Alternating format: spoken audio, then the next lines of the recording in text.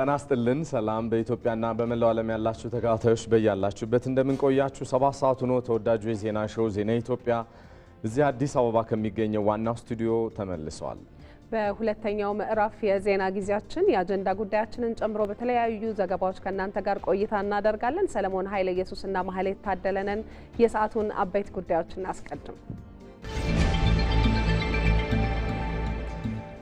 የውጭ ሀገር ዜጎች በኢትዮጵያ የማይንቀሳቀስ ንብረት ባለቤትነትን ለመደንገግ የወጣው አዋጅ ወደ ሀገር የሚመጣ የካፒታል ፍሰትን እንደሚያሳድገው ተገለጸ።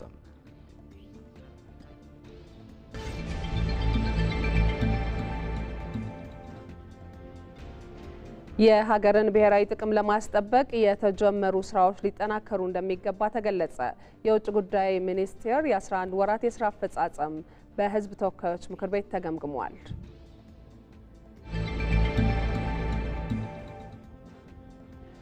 ባለፉት 11 ወራት በተፈጸሙ የኃይልና መሰረተ ልማት ስርቆት ከ259 ሚሊዮን ብር በላይ ኢትዮጵያ ማጣቷን የኢትዮጵያ ኤሌክትሪክ አገልግሎት አስታወቀ የሚለውም ሌላኛው ጉዳያችን ነው ይዘልቃል።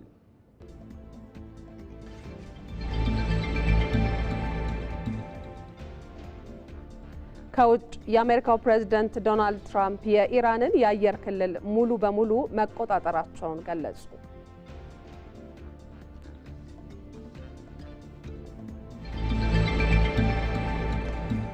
በዓለም ክለቦች ዋንጫ ሪያል ማድሪድ ከአል ሂላል እንደዚሁም ማንቸስተር ሲቲ ከዋይድ ካዛብላንካ የሚያደርጉት ጨዋታ ይጠበቃል። ከስፖርት ዓለም አቀፍ የመረጥነው ጉዳይ ነው። በዜና ኢትዮጵያ ከዚህ ከዋናው ስቱዲዮ ከያዝናቸው ጉዳዮች በተጨማሪ በቀጥታ መስመር ሪፖርተሮች የገቡ ተጨማሪ መረጃ ይሰጡናል። እንግዶችም ጋብዘን ተጨማሪ ማብራሪያዎችን እየጠየቅን ነው ከእናንተ ጋር ቆይታ የምናደርገው። ሞላ አለማየሁ ይታየኛል። የውጭ ሀገር ዜጎች የማይንቀሳቀስ ንብረት በኢትዮጵያ የማፍራት ጉዳይን በተመለከተ የወጣውን ረቂቅ አዋጅ አስመልክቶ በሕዝብ ተወካዮች ምክር ቤት የሕዝብ አስተያየት መድረክ እየተካሄደ ነው የሚገኘው። ይህንን መድረክ እየተከታተለ ያለው ሞላ አለማየሁ ነው። ቆየት ብሎ ሙሉ መረጃውን ያደርሰናል። እንዲሁም የሀገርን ብሔራዊ ጥቅም ለማስጠበቅ የተጀመሩ ስራዎች ተጠናክረው እንዲቀጥሉ የውጭ ጉዳይ ሚኒስቴር የ11 ወራት የስራ አፈጻጸም በሕዝብ ተወካዮች ምክር ቤት ሲገመገም ተገልጿል። ይህንን ጉዳይ መስከረም ቸርነት ነች የተከታተለችው። እሷንም ቆየት ብለን እናገኛታለን። እንዲሁም ሀምራይት ብርሃኑ ደግሞ በምናነሳው የአጀንዳ ጉዳያችን ላይ የኤሌክትሪክ መሰረተ ልማትና የኃይል ስርቆትን በተመለከተ ያላትን መረጃ ይዛ እየጠበቀችን ትገኛለች። እናገኛታለን። እሷንም ቆየት ብለን በምናነሳው የአጀንዳ ዘገባችን ደግሞ ተጨማሪ ምላሽና ማብራሪያ የሚሰጡን እንግዶች አሉ። ኢሳያስ ደንደር ይታዩናል። በኢትዮጵያ ኤሌክትሪክ አገልግሎት የማርኬቲንግ ሽያጭና ደንበኞች አገልግሎት ስራ አስፈጻሚ ናቸው። ዋሲሁን አለሙ በአካባቢ ጥበቃ ባለስልጣን የከተማ ቆሻሻ አያያዝና አወጋገድ ክትትል ዴስክ ኃላፊ ሌላኛው ተጨማሪ ማብራሪያና ምላሽ ከሚሰጡን እንግዶች መካከል ይገኛሉ። አቶ ጀማል ኡመር ደግሞ የአረንጓዴ አሻራና በተለይ አካባቢ ጥበቃ ጋር በተመለከተ ለምናነሳው ጉዳይ ረጅም ጊዜ ልምድ ያላቸው ግለሰብ ናቸው። የእሳቸውንም ልምድ ከሚያጋሩን እንግዶች ጋርም ወደ በኋላ ላይ እየተገናኘን ቆይታ የምናደርግ ነው የሚሆነው። እንቀጥላለን። ተመልካቾቻችን አብራችሁን ሁኑ። በአሜሪካ የኢትዮጵያ ልዩ መልእክተኛና ባለሙሉ ስልጣን አምባሳደር ብናልፍ አንዱዓለም ከፕሬዝዳንት ዶናልድ ትራምፕ ጋር በነጩ ቤተመንግስት ተገናኙ። አምባሳደር ብናልፍ አንዱዓለም ነጩ ቤተመንግስት ሲደርሱ በኢትዮጵያና በአሜሪካ መካከል ያለውን የረጅም ጊዜ ግንኙነት የሚያንጸባርቅ ዲፕሎማሲያዊ አቀባበል ተደርጎላቸዋል። ይኸው የመጀመሪያ ግንኙነት በቀጣይ ጊዜያት ለሚደረጉ በርካታ ውይይቶች መጠናከር ትልቅ አስተዋጽኦ ይኖረዋል ተብሏል። ኢትዮጵያና አሜሪካ ከ120 ዓመታት በላይ የዘለቀ ጠንካራ ግንኙነት ያላቸው ሀገራት ሲሆኑ በሁለቱ ሀገራት መካከል እንደ ሰላም፣ ጸጥታና ኢኮኖሚያዊ መስኮች ጠንካራ አጋርነት ከመፍጠር አኳያ ያሉ እድሎችም ሰፊ ስለመሆናቸው ተገልጿል። አምባሳደር ብናልፍ አንዱዓለም ከአሜሪካ የውጭ ጉዳይ ሚኒስትር ማርኮ ሩቢዮ ጋርም መገናኘታቸው ነው እንዲሁ የተገለጸው። በቀጥታ መስመራችን ከምናገኛቸው ባልደረቦች ጋር ቆይታ ወደምናደርግባቸው ዘገባዎች እንሻገራለን። የውጭ ሀገር ዜጎች በኢትዮጵያ የማይንቀሳቀስ ንብረት ባለቤትነት ለመደንገግ የወጣው አዋጅ ወደ ሀገር ውስጥ የሚመጣን የካፒታል ፍሰት እንደሚያሳድገው ይታመናል። በአዋጁ ዙሪያ የሕዝብ አስተያየት መድረክ በሕዝብ ተወካዮች ምክር ቤት እየተካሄደ ይገኛል። ይህንን ውይይት የተከታተለ የሚገኘው ዘጋቢያችን ሞላ አለማየሁ ተጨማሪ መረጃዎችን ሊያጋራን በቀጥታ መስመራችን ላይ ነው የሚገኘው። ሞላ እንደምን ቆየ? በድጋሚ ተገናኝተናል። ከዜናው ባሻገር በመድረኩ የተነሱ ዋና ዋና ሀሳቦችና ጥያቄዎች ምን ነበሩ? ለጥያቄዎች የተሰጡ መፍትሄዎች ካሉም ልትነግረን ትችላለህ?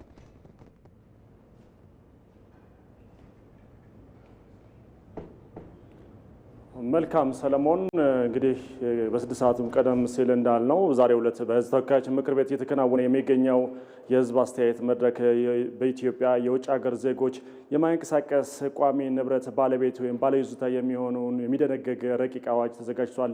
በዚህ ረቂቅ አዋጅ ባለፉት ወራቶች ወደ ቋሚ ኮሚቴው የከተማ መሰረተ ልማት ቋሚ ኮሚቴ ከተመራ በኋላ በተለያዩ ጊዜዎች ውይይት የተካሄዱ ነበረ። በዛሬውም የሕዝብ አስተያየት መድረክ እየተከናወነ ሲሆን በዚህ የሕዝብ አስተያየት መድረክ የሚመለከታቸው ባለድርሻ አካላት ተገኝተው ከአዋጁ ጋር አሉ ያላቸውን ጥያቄዎች አንስተዋል። በዋናነት አዋጁ ዓላማ ያደረገውና ምን አስተዋጽኦ ይዞ ይመጣል የሚለውን በፍትህ ሚኒስቴር ከፍተኛ የስራ ኃላፊ የሆኑት ዶክተር ታደሰ ካሳ አቅርበው ነበረ። አዋጁ ዓላማ ያደረገውን አሁን ዓለማዊ ሁኔታው እየተቀየረ በመሆኑ ጋር ተያይዞና ኢትዮጵያም ከዚህ የማትነጠል በመሆኑና እንደ ሀገር የምናገኘውን ጥቅም ለማስጠበቅና ከፍ ለማድረግ ዓላማት አድርጎ የተዘጋጀ መሆኑን አንስተዋል። ከዚሁ ጋር ተያይዞ በዋናነት እንግዲህ የውጭ ሀገር ዜጎች ቤት ባለቤት ወይም ይዞታ እንዲኖራቸው ይዘውት የሚመጡ ካፒታል የውጭ ምንዛሬን ከማሳደግ አኳያ እንደ ሀገር የምናገኘውን ካፒታል ከማሳደግ አኳያ ከፍተኛ አስተዋጽኦ ይኖረዋል ብለዋል። ከዚሁ ጋር ተያይዞ ኢትዮጵያ ያላትን ከፍተኛ የሪል ስቴት ወይም የቤት ግንባታ አቅም ለማሳደግ የራሱ የሆነ አስተዋጽኦ እንደሚኖረው ተናግረዋል። ከዚሁ ጋር ተያይዞ የውጭ ሀገር ዜጎች በኢትዮጵያ የቤት ባለቤት ወይም ባለይዞታ ለመሆን መነሻው $150,000 መሆኑን በዚህ በአዋጁ ላይ መደንገጉ ተጠቅሷል። ይህ እና መሰል አስተዋጽኦ ያለው አዋጅ ዛሬ የሕዝብ አስተያየት መድረክ እየተከናወነ ሲሆን በዚህ መድረክ የተለያዩ ጥያቄዎች ተነስተውበታል። በዋናነት የተነሱ አበይት ጉዳዮችን ጠቅልል አድርጌ ለማቅረብ ያክል በዋናነት ከሕገ መንግስቱ ጋር የሚቃረን ወይም የሚጣረስ የሚመስል ነገር አለው እና ሕገ መንግስቱ አሁን ላይ ባልተሻለበት ሁኔታ እንዴት ይታያል? ሌላው የውጭ ሀገር ዜጎች በኢትዮጵያ የቤት ባለቤት ከሆኑ የተለያዩ የፍትህ ስርዓቱ ጋር የሚነሱ ጥያቄዎች አሉና እንዴት የፍትህ ስርዓቱ መሸጥ መለወጥ ላይ እንዴት ይመለከታቸዋል የሚሉ ጉዳዮች ተነስተዋል። ከዚሁ ጋር ተያይዞ በሌላ በኩል ደግሞ የካፒታል ፍሰት እንዲጨመር ቢያደርግም ደግሞ የካፒታል ወደ ውጭ ሀገር አውት ፍሎ እንዲያደርግ ወይም ደግሞ ዜጎች የተለያየ የውጭ ምንዛሬን ከሀገር እንዲያሽሹ እድል አይፈጥርም ወይ የሚሉ ሀሳቦች ተነስተዋል። ሌላው የተለያዩ ተቋማት አሉ። የተለያዩ ተቋማት በአዋጅ የተቋቋሙበት አሉ። እዚህ ምክር ቤት የጸደቀው አንዱ የኢሚግሬሽንና ደህንነት የዜግነት አገልግሎት አዋጅ በአዋጅ የተሰጠው በተለይም ደግሞ ክልከላ የተደረገባቸው ሀገሮች አሉ። እንዲሁም ደግሞ ወደ ሀገር ውስጥ እንዳይገቡ በተለይም ከወንጀል ጋር ተያይዞ ወደ ሀገር ውስጥ እንዳይገቡ ከደህንነት ጋር ተያይዞ የሚፈጠሩ ክልከላዎች አሉ። እሱን ደግሞ የኢሚግሬሽንና ዜግነት አገልግሎት በአዋጅ የተሰጠው ስለሆነ ይህ አዋጅ እንዴት ይመለከተዋል የሚሉ ጥያቄዎች ተነስተዋል። እንግዲህ በፍትህ ሚኒስቴር አማካሪና ከፍተኛ ስራ ኃላፊ የሆኑት ዶክተር ታደሰ ካሳ ምላሽና ማብራሪያ እየሰጡ ነበረ።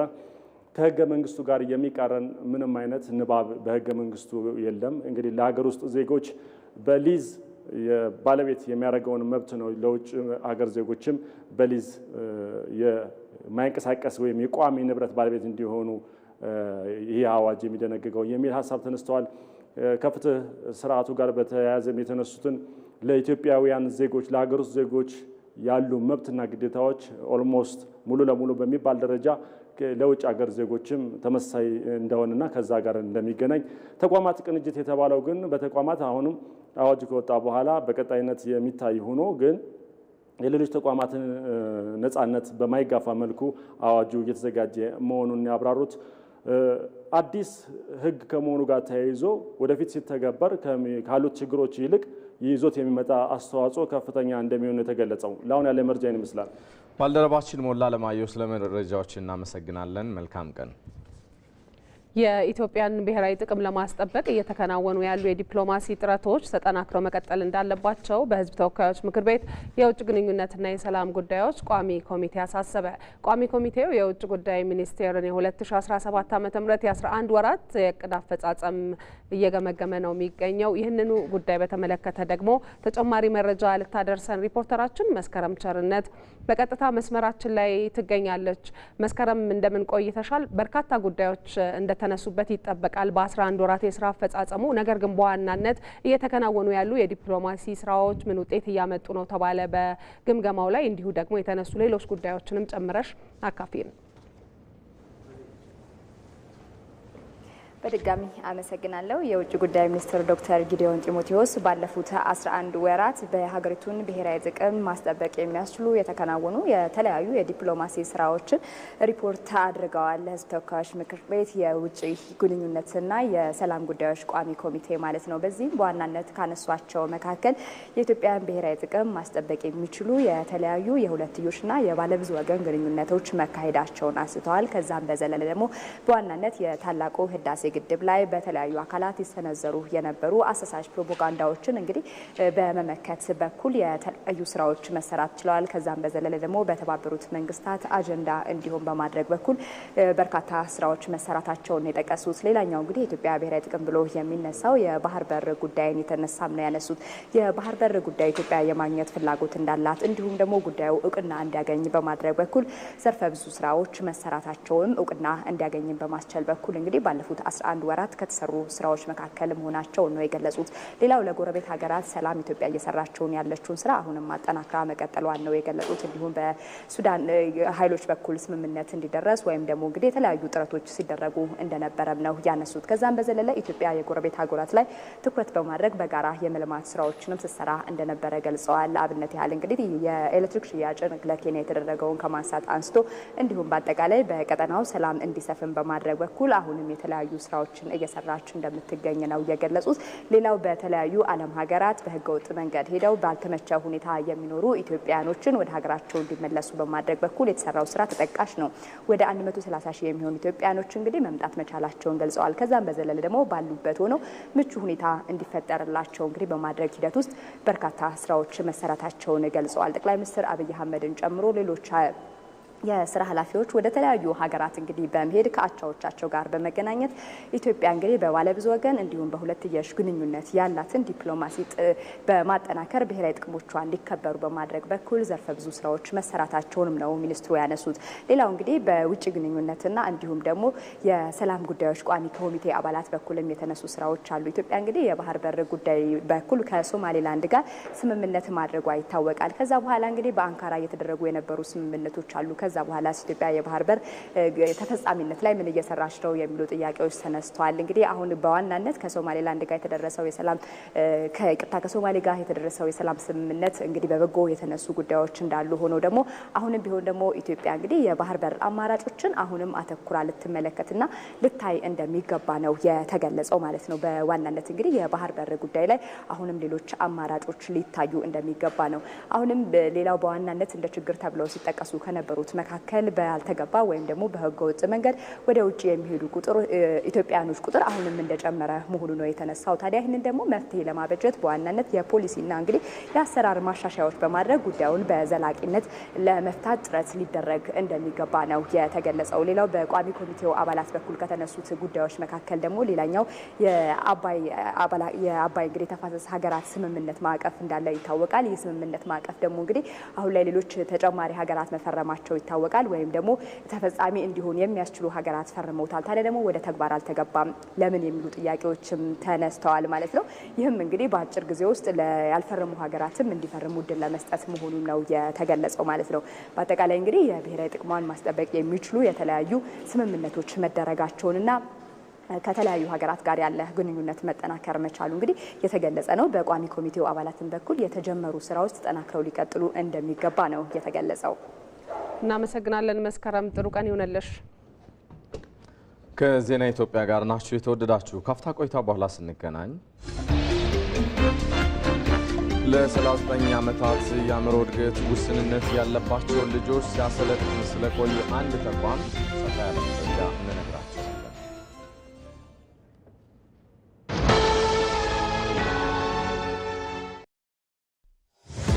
የሚሰራ ሰው ጊዜ አይበቃውም።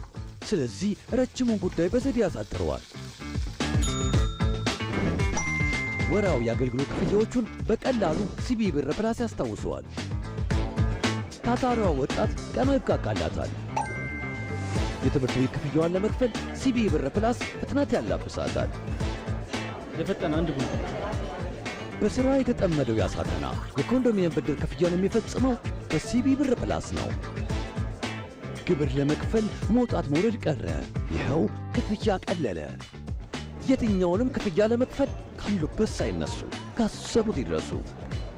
የተሻሻለው የሲቢ ብር ፕላስ መተግበሪያ አዳዲስ ነገሮችን አካቶ ሕይወታችሁን ሊያቀል ካላችሁበት ደርሷል። ሲቢ ብር ባሉበት ሁሉ አለ። የኢትዮጵያ ንግድ ባንክ ሁሌም የሚተማመኑበት ባንክ።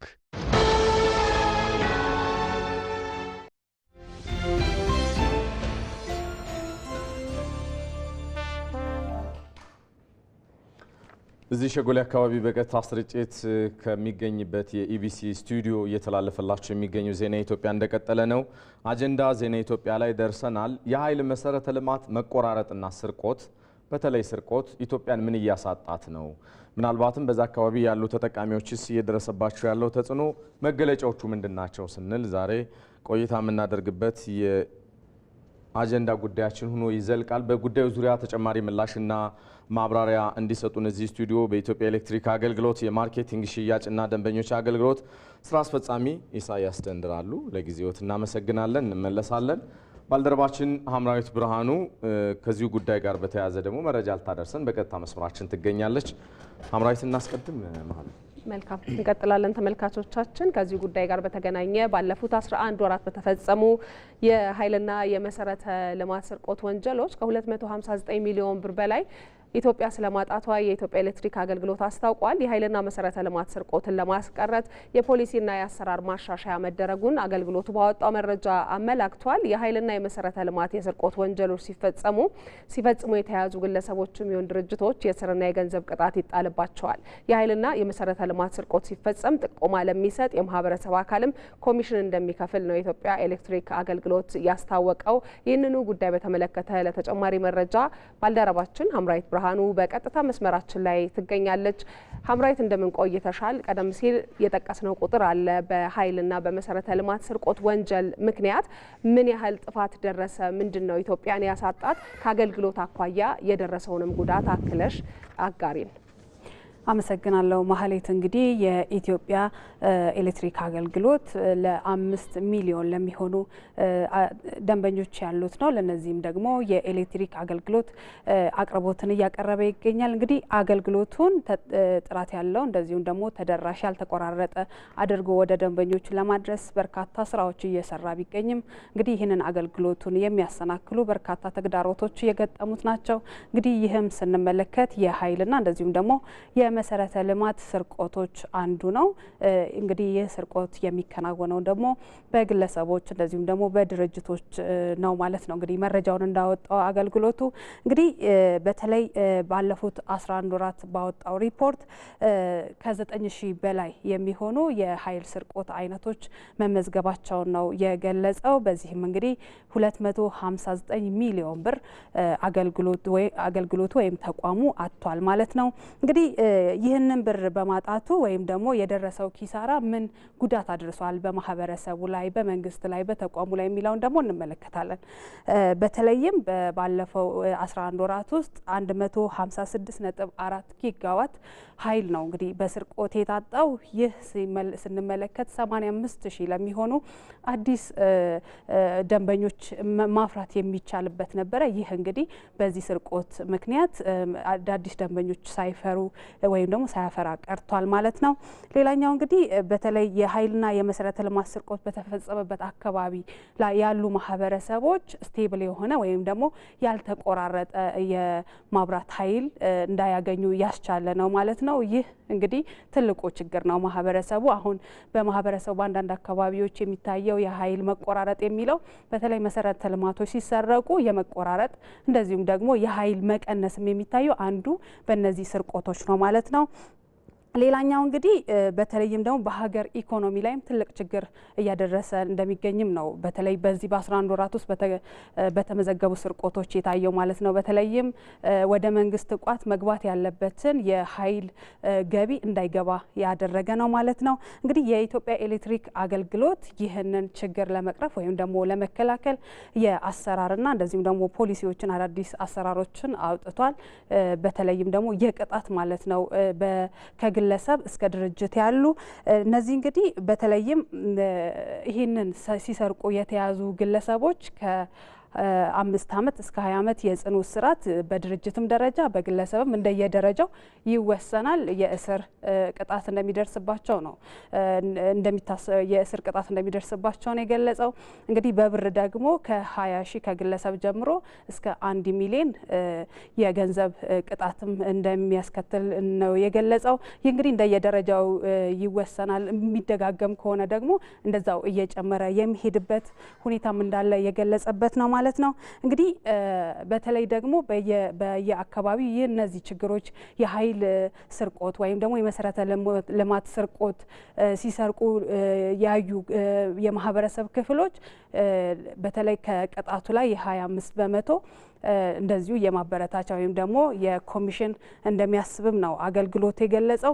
ነገር ግን ደግሞ አገልግሎቱ ይህንን ለመከላከል በርካታ ስራዎች እነዚህን የአሰራርና የህጎችን ቢያወጣም ዋናው ስራው የሚሆነው የማህበረሰቡ ነውና የሀገር በተለይ ሀብት እንደመሆኑ መጠን ማህበረሰቡ እንደሚጠቀምበት መጠን ማህበረሰቡ በራሱ እነዚህ መሰረተ ልማቶች እንደዚሁም ደግሞ የኃይል ስርቆቶች መቆጣጠር እንዳለበት ጥሪ አቅርቧል ማለት ነው።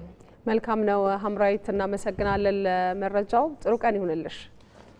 እንቀጥላለን። የተወደዳችሁ ባነሳ ነው ጉዳይ ዙሪያ ቀደም ብዬ አስተዋወቅኳችሁ በኢትዮጵያ ኤሌክትሪክ አገልግሎት የማርኬቲንግ ሽያጭና ደንበኞች አገልግሎት ስራ አስፈጻሚ ኢሳያስ ደንደር በምናነሳቸው ጥያቄዎች ምላሽና ማብራሪያ ይሰጡን እዚህ ስቱዲዮ ናቸው። በድጋሚ ለጊዜው አብዝተን ነው የምናመሰግነው። እኔም በጣም አመሰግናለሁ። እንግዲህ ባልደረባችን በተለያየ መንገድ መረጃውን አጋርታናለች። ከዛም በፊት ያሉ ዜናዎች ተደጋጋሚ ስንሰራቸው የነበሩ ጉዳዮች የሚያሳዩት በተለይ በኃይል መተላለፊያ መስመሮች እና መሰረተ ልማቶች ላይ የሚደርሰው ስርቆት ከሚያስከትለው ወይ ደግሞ ኢትዮጵያን ከሚያሳጣት የገንዘብ መጠን ባሻገር የኃይል ስርጭት ላይ ሊፈጥር የሚችለው አሉታዊ ተጽዕኖ ይኖራል መቼም አይደለ? እና መገለጫዎቹ ምንድናቸው ኢሳያስ? እሺ አመሰግናለሁ። እንግዲህ ኤሌክትሪክ ኃይል እንደሚታወቀው ከመኖሪያ ቤት ተጠቃሚ ደንበኛ ጀምሮ ትልልቅ ድርጅቶች፣ ትልልቅ ኢንዱስትሪዎች በእጅጉ የሚፈልጉት መሰረታዊ አገልግሎት ነው። ይሄን አገልግሎት ለህብረተሰባችን በተሟላ መልኩ ባልተቆራረጠ መልኩ ለማስተላለፍ በተቋማችን እየተሰሩ ያሉ በርካታ ስራዎች አሉ። ውስንነቶች ስላሉበት ከነዚህ ስራዎች ጎን ለጎን ግን እነዚህን ስራዎች ከመስራት አኳያ በተቋማችን የሚሰራው ነገር እንደተጠበቀ ሆኖ መሰል የኤሌክትሪክ መሰረተ ልማት ስርቆቶችና የኤሌክትሪክ ኃይል ስርቆት ከፍተኛ ጉዳት እያስከተለ ነው። እንግዲህ የኤሌክትሪክ መሰረተ ልማት ስርቆትና የኤሌክትሪክ ኃይል ስርቆት ሁለት የተለያዩ ግን ሁለቱም ከፍተኛ ጉዳት ያላቸው ናቸው። የኤሌክትሪክ መሰረተ ልማት ስርቆት ስንል በቁሳዊ ሀብቱ ላይ የሚፈጸም የዘረፋ ተግባር ነው። እንግዲህ ይሄ ዘረፋ ኃይል ከመነጨ ጀምሮ የማስተላለፊያ መስመሮች አሉ። እነዚህ የማስተላለፊያ መስመሮች ያመጡት ኃይል ነው ወደ ማከፋፈያ ጣቢያዎች ገብቶ በማከፋፈያ መስመሮች ለህብረተሰባችን የምናደርሰው። ማስተላለፊያ መስመሮች ትልልቅ በኢትዮጵያ ኤሌክትሪክ ኃይል የሚተዳደሩ አሉ። በእኛም የተወሰኑ ከ66 ኪሎ ቮልት በታች ያሉ የሚተዳደሩ አሉ። በእነዚህ መስመሮች ላይ በተለይ ማስተላለፊያ መስመሩን የሚሸከሙ ታወሮች ላይ በሚደርስ ጉዳት ወይም ስርቆት በከፍተኛ ሁኔታ የኤሌክትሪክ ኃይል የሚቋረጥበት በዛ አካባቢ ያሉ ረጅም ርቀት የሚሸፍኑ ቦታዎች ላይ ያለ ህብረተሰባችን ደንበኛችን ኤሌክትሪክ የሚያጣበት ነው። ይሄ ኤሌክትሪክ ሲቋረጥ ያንን መሰረተ ልማት ወደ ነበረበት ለመመለስ በጣም ከፍተኛ ወጪ ጊዜ የሚወስድ ነው። ይህንን ጊዜ በተቻለ መጠን በተፋጠነ ሁኔታ ለመስራት ጥረት ይደረጋል። ነገር ግን ያው እስኪመለስ ድረስ አገልግሎቱ በዛ አካባቢ ያለ ህብረተሰብ ችግር ውስጥ ይገባል።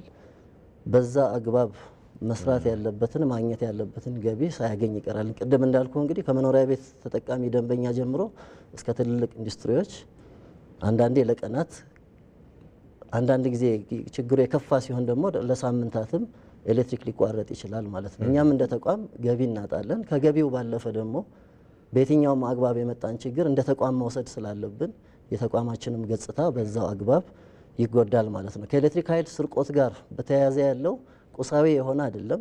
እኛ ኤሌክትሪክ ኃይልን ከማመንጫ ጀምሮን በማስተላለፊያ መስመር ከዛ ወደ ማከፋፈያ ጣቢያዎች ገብቶ በማከፋፈያ ጣቢያዎች ስንሰጥ አንድ ደንበኛ የተጠቀመውን የኃይል መጠን ለመለካት የምንጠቀምባቸው የተለያዩ አይነት ቆጣሪዎች አሉ።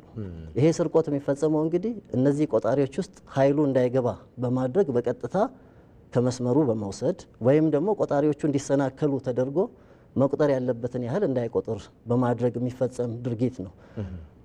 ለምሳሌ ብንወስድ አሁን አንድ አካባቢ ላይ ባለ 200 ኪሎ ቮልት አምፔር አቅም ያለው ትራንስፎርመር ቢኖር ያ ትራንስፎርመር ለ150 ደንበኞች ወይም ለ200 ደንበኞች ቢሰጥ እኛ በትክክለኛው ኔትወርካችን ላይ የምናውቀው 200 ደንበኞችን እንደሚያስተናግድ ነው።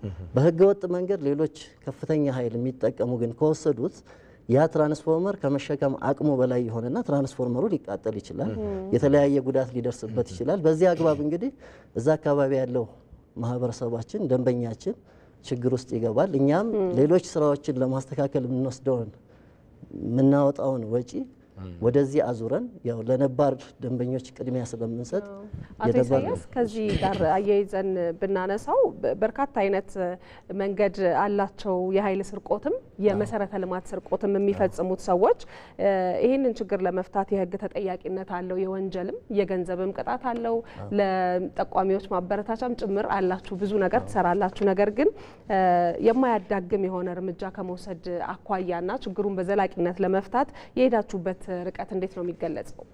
እንግዲህ እንደ ተቋም በእኛ በተቋም ደረጃ አስተዳደራዊ ቅጣቶችን ነው ማስቀመጥ የምንችለው።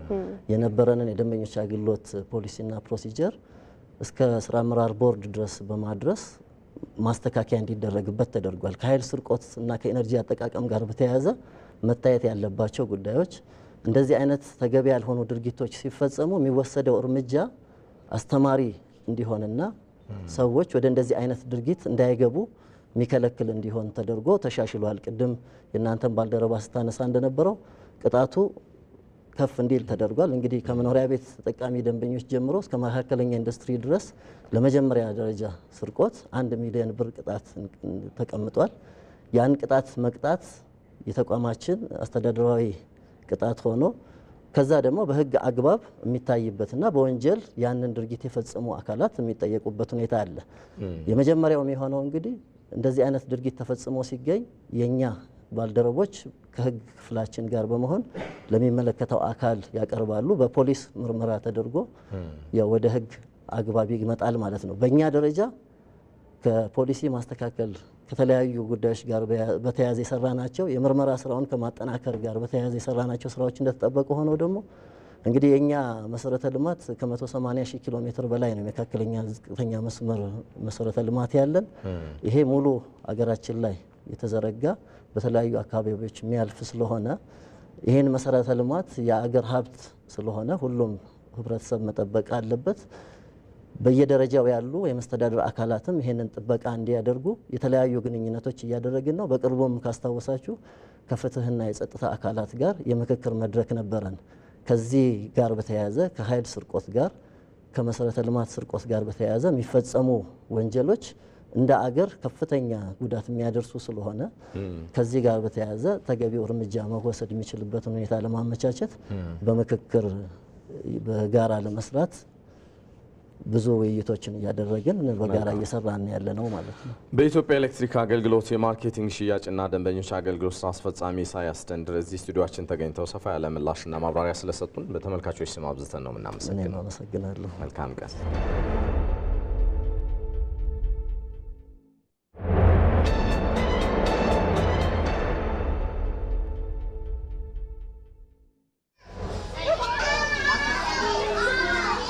በዚህ ማዕከል ውስጥ የሚገኙ ልጆች በዚህ አካባቢ የሚገኙ ወላጆች በተለይም ደግሞ ስራን መስራት እንዲችሉ ያደረገ ነው። ልጆቻቸውን በዚህ ያስቀምጡና ከስራ ሲመለሱ ደግሞ ከዚህ ማቆያ ልጆቻቸውን ይወስዳሉ። ምንም ባይኖረኝም ቤት ባይኖረኝም ምንም ባይኖረኝም ግን ፍቅር እያደረብኝ መጣ። ያው ቀጠልኩኝ። እናቶች ደግሞ ልጆቻቸው በነጻ እዚህ ሲሆኑ ባንክ ቡክ እንዲከፍቱላቸው ቢያንስ በቀን 2 ብር እንዲያስቀምጡላቸው፣ ምክንያቱም እርዳታ ድርጅቱ ላይ ቀጥል ይችላል። ለልጆቻቸው ሴቪንግ እንዲያስተምሩ እንዲያስቀምጡ እናደርጋለን።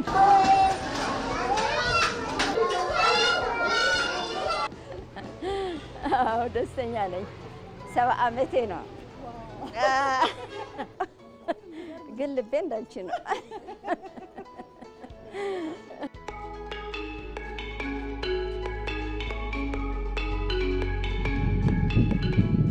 የንግስተ ሳባ ቤተ መንግስት በአክሱም ከተማ ከሚገኙ የአርኪኦሎጂ ውጤቶች ውስጥ አንዱ ነው። ስለዚህ ይህም በቃ እነዚህ ደረጃዎች የምታዩቸው ያው ከአንድ ድንጋይ የተሰሩ ናቸው። የነገስታቱ መካነ መቃብሮች ጋር ተመሳሳይነት አላቸው። ከጀርባ የምትመለከቱት ኢቲቲ ባይ ዳርጎ የተሰኘ ቤት ነው። 5 ወለል ህንፃ ለቡና ሙሉ እንዳዋለው ነው የተነገረን። ይህ ድርጅት እንግዲህ ቡናን ተጠቦበታል ነው የሚባለው።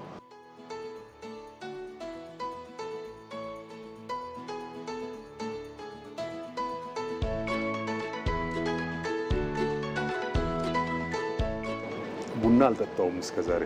ቡና የጠጣሁት ዛሬ ነው። እንዲህ አይነት ቡና ስኳር የለውም ግን በጣም ይጣፍጣል። ልክ ነህ። ያው እነዚህ ባዕድ ነገሮች ሲኖሩበት ነው ስኳር እንድትፈልግ የሚያደርገው ቡና። ይሄ ከሌሉ ግን ተለቅሞ ከወጡለት ቡናውን ብቻ ከሆነ የምታገኘው ስኳር የማያስፈልግ።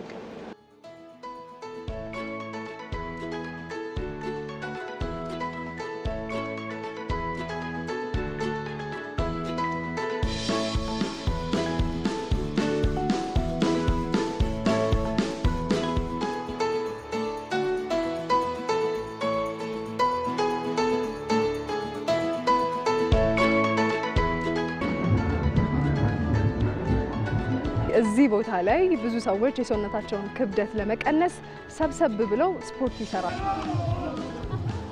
ስመጣ 85 ኪሎ ነበርኩኝ። ከ85 ኪሎ ነው አሁን ወደ 58 ኪሎ የገባሁት።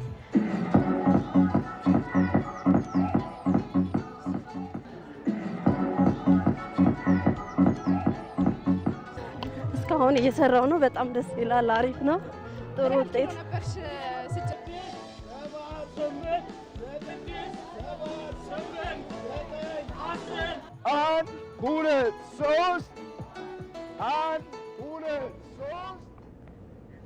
ዜና ኢትዮጵያን እየተከታተላችሁ ነው የምትገኙት ተመልካቾቻችን። ቀደም ብሎ ስትመለከቱት የነበረው ባለፉት 2 ሳምንታት ወደ እናንተ መድረስ የጀመረው የቅዳሜ መልክ መሰናዷችን ማስታወቂያ ነው። የቅዳሜ መልክ አሁንም ወደ እናንተ መድረሱን ይቀጥላል። ረፋድ ከ2 ሰዓት እስከ 5 ሰዓት እንድትከታተሉትም በአክብሮት እንጋብዛለን። መሐመድ ራማቱ የጠጣት ቡና ግን በኋላ እናወራበት። ሙሉ መሰናዶውን የቅዳሜ መልክ ላይ ተመልካቾች ያዩታል። ሄደውም ይጠጣል። እኛም እዛ እንጋብዛለን። እሺ እንቀጥላለን። ወደ ሌሎች ዘገባዎች ደግሞ እንሻገር። የደረቅ ቆሻሻ አያያዝና አወጋገድ አዋጅ መጽደቁን ተከትሎ ፌስታልን ለሚተኩ ምርቶች ያለው ፍላጎት መጨመሩን በዘርፉ የተሰማሩ ባለሙያዎች ይናገራሉ። ከወረቀትና ከጨርቅ የተለያዩ የእቃ መያዣ ዘንቢሎችን የሚያመርቱት ባለሙያዎቹ አዋጁ የአካባቢ ብክለትን ከመከላከል በተጨማሪ ለዜጎችም የስራ እድል ይፈጥራል ብለዋል። ኤዶም አማረ በዚህ ዙሪያ ላይ ያሰናዳችሁ ዘገባ አለ። በኢትዮጵያ በየአካባቢው የሚጣል አገልግሎቱን የጨረሰ የፕላስቲክ ምርት ለወንዞችና ለአካባቢ መበከል ዋነኛ ምክንያት መሆኑን ጥናቶች ያመላክታሉ። ይህንን መነሻ በማድረግ በተለይም ከአንድ ጊዜ በላይ አገልግሎት የማይሰጡ የፌስታል ምርቶችን ከገበያ የማስወጣት እንቅስቃሴ ተጀምሯል። ታዲያ በዕለት ተዕለት የግብይት እንቅስቃሴያችን በስፋት የምንጠቀምበት ይህ ምርት ከገበያ ሲወጣ በምትኩ ምን መጠቀም ይቻላል የሚለው የበርካቶች ጥያቄ ነው። በፌስታል ተኪ ምርቶች ላይ የተሰማሩ ስራ ፈጣሪዎች በበኩላቸው ከወረቀትና ጨርቅ የሚዘጋጁ ምርቶች የህብረተሰቡን ጥያቄ እንደሚመልሱ ይናገራሉ። እየሰራን ያለነው ፌስታልን የሚተካ እቃ መያዣ ቦርሳ ነው እየሰራን ያለነው። የሚታጠብ ነው። እየታጠበ ረዥም ጊዜ የምንጠቀም ከአካባቢ ብክለት አንጻርም የአካባቢ ብክለትን የሚከላከል ምርት ነው እየሰራን ያለነው። ከላስቲክ የሚሻልበት ምክንያት ያው ስቲጂየም ግሬስ አለው። ከዛ ባለፈ ደግሞ አካባቢን ስለማያቆሽሽ ይሄኛው የተሻለ ነው። ተፈላጊነትም አለ።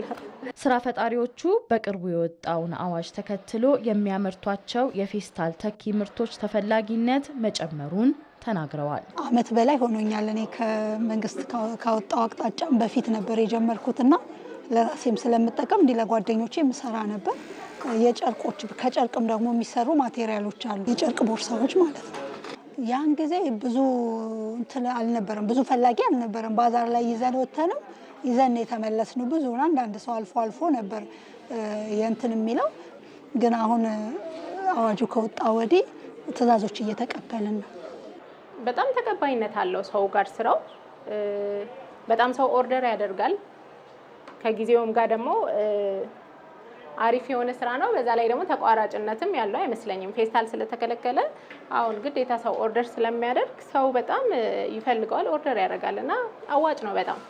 በገበያው ላይ የተፈጠረውን የፍላጎት መጨመር ከግምት በማስገባት ምርቶቹን በስፋት በማምረት በተመጣጣኝ ዋጋም ለህብረተሰቡ እያቀረቡ መሆኑን ስራ ፈጣሪዎቹ ይገልጻሉ። 3 ሳይዝ ነው የምንሰራው። ትልቅ ሳይዝ አለ። ትልቅ ሳይዝ ማለት ይሄ ኩርቱ ፌስታል የሚባለውን በዘልማድ እሱን የሚተካ አለ። ሁለተኛ ደግሞ መካከለኛው አለ። ትንንሾች ደግሞ አሉ የምሳ እቃ መያዣ አይነት 100 ፍሬና ከ100 ፍሬ በላይ ሲሆን 25 ብር እናስረክባቸዋለን። አንዳንዶች ደግሞ የድርጅታቸው ሎጎ እንደ ማስታወቂያም እንደ አድቨርታይዘርም ሲጠቀሙ ደግሞ ያ ከህትመቱ አኳያ ታይቶ የሚወሰን ዋጋ ነው የሚሆነው። ዋጋው እንደ ወረቀቱ ግራምና እንደ ወረቀቱ ኳሊቲ ይወሰናል። ከ20 ብር ጀምሮ ነው ያለው። ሚኒ የሚባሉት 20 ብር ናቸው። ወረቀቶቹ ኳሊቲያቸው እየጨመረ በሄደ ቁጥር ደግሞ በዛው ልክ ዋጋውም እየጨመረ ይሄዳል። ለወረቀትና ለጨርቅ ዘንቢል ምርቶች ያለው ፍላጎት እየጨመረ የሚሄድ በመሆኑ ወጣቶች ወደ ስራው ቢገቡ ተጠቃሚ እንደሚሆኑ ባለሙያዎቹ ይመክራሉ። እዚሁ ጉዳይ ልናቆያችሁ ነው የተወደዳችሁ። ባነሳ ነው ጉዳይ ዙሪያ ተጨማሪ ምላሽና ማብራሪያ እንዲሰጡን እዚህ ስቱዲዮ እንግዳ ጋብዘናል። እንግዳችን በኢትዮጵያ አካባቢ ጥበቃ ባለስልጣን የከተማ ቆሻሻ አያያዝና አወጋገድ ክትትል ዴስክ ኃላፊ ዋሲሁን አለሙ ናቸው። መጠነኛ ቆይታ እናደርጋለን። ለጊዜዎት በጣም ነው የምናመሰግነው። እናመሰግናለን።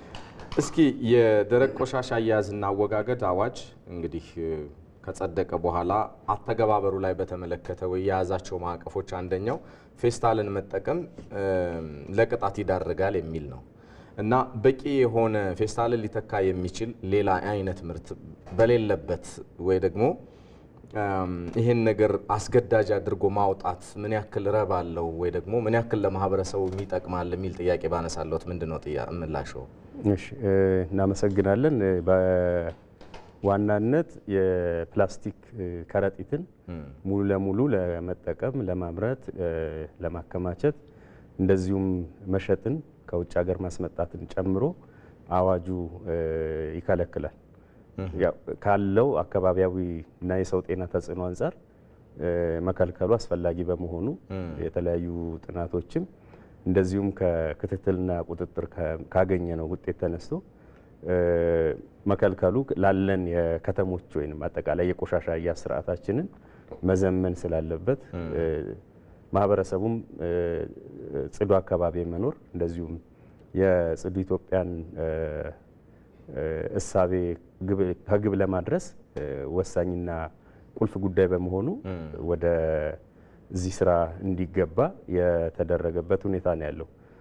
ስለዚህ ይሄ ሙሉ ለሙሉ ፌስታልን ወይንም ፕላስቲክ ከረጢትን መጠቀም ከለከልን ማለት ሌሎች አማራጮች ወደ ገበያው እንዲገቡ ሰፊ ስራዎች ይሰራሉ። ይሄም አዋጁ በነጋሪት ጋዜጣ ታትሞ ከወጣ በኋላ ለ6 ወራት ያህል ይቆያል። ለ6 ወራት ያህል በተለያየ ምክንያት ከውጭ ሀገር እንዲገባ ትዕዛዝ ያሉ ሊኖሩ ይችላሉ። በስቶክ ያላቸው ተቋማት ሊኖሩ ይችላሉ ያከማቹት። በተለያየ መንገድ በገበያ ውስጥ ያለው ሙሉ ለሙሉ ተግባራዊ እስኪሆን ድረስ ወይም ሸጠው እስኪጨርሱ ድረስ መክሰርም ስለሌለባቸው የ6 ወር ጊዜ አለ።